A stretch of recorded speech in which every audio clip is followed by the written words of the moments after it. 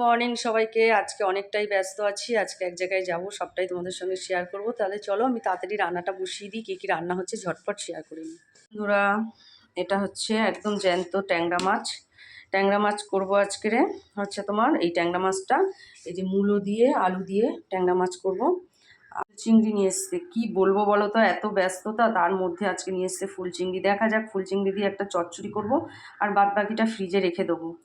নিয়েছি এইগুলো দিয়ে ফুল চিংড়ি দিয়ে চচ্চড়ি করব। আর মূলো শাকের পাতাগুলো একদম টাটকা।